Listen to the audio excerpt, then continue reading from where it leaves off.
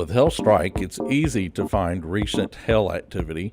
Simply load the map, defaults to today's date. You can see, like right now in southern Indiana, this pink square or pink badge represents a trained spotter through the National Weather Service who's called in and said that there was 1 inch hail on this date, this location. Sometimes there'll be a further description. Right now it's just telling you the closest radar to where this was, Mount Carmel, where this was reported.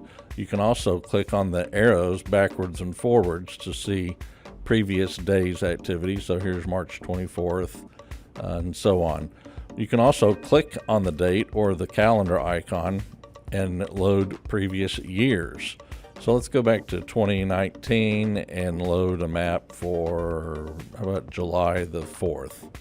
4th of July last year. Okay, so it looks like Colorado got some activity over here. And what I would usually do is, once you know that there's some spotter reports, then pick you out an area. Here's some 2s and some 1s. So I'm just going to click in the middle and say show paths. This will load the paths as reported from the radars, and you'll see that they have color and numbered markers as well. This is a little bit different from the train spotter. This is what the according to the algorithms that the Doppler radars operate with, this is their best guesstimation of what was making it to the ground based on previous activity. So they're saying that there was a potential of up to, in this like right here, up to 2 inch hail. Does not mean that if you go to this location and look around that you're going to find a whole bunch of 2 inch hail. They're saying it had the potential to produce up to 2 inch hail. And it may have been, everything else may have been grovel, or may have been smaller. But there's another way. Now I'm going to turn off the paths and zoom back out a little bit. There's another way to tell what kind of activity there was, and that's with our patented intensity scale. So we're just going to click right here and say load hail map. And over here in the wing, you can see there's actually 2 dates, July the 5th times 3 and July the 4th times 3. 1, 2, 3. That means that there were 3 radars that picked up activity in the area where I clicked. You can click on the overview button and see that was the Cheyenne radar. This one was Pueblo, and this one will probably be Denver, yes. And with the radar, you can see this is everything that radar picked up, and there's the average intensity of all the activity, the maximum intensity, and then some demographic information. We tell you the number of properties that were in the area. We do not indicate that these homes were damaged. We're just saying that it was in the area. It's nothing replaces feet on the ground. So we're going to take this Denver map and say see hail map. Going to load that up. And now we can see that there was more intense activity over here than there was, say, up near the airport. This looks like, it's looking at the scale, looks like about a 6.5, close to a 7. And a good thing to do is to bring down your layers. We have a bunch of overlays, and one of those is property values. And we can see, kind of like a heat map, that this area actually is high value homes. So now that we know that that's a good area, plus we've got the intensity scale, so we know what kind of activity was there.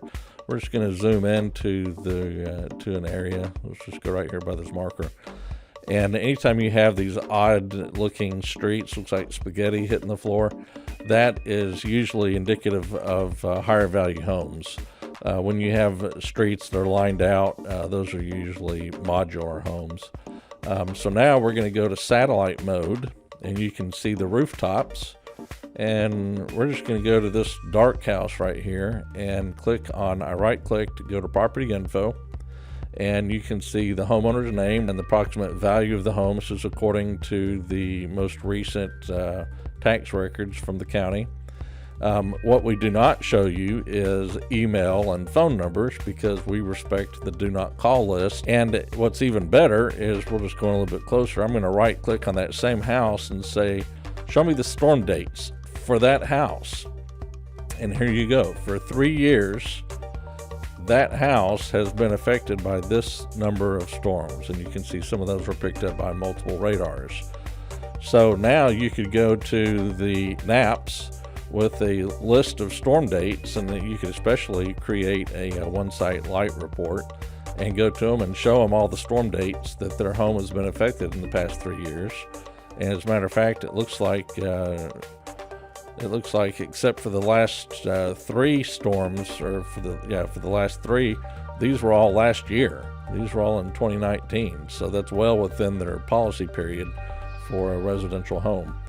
And so that's how you find recent activity very quickly, is mostly go off of the train spotter reports. Now, keep in mind that just because there's a spotter report there and there's not one down here in Kansas does not mean that there was no hail in Kansas. It just means there was no spotters.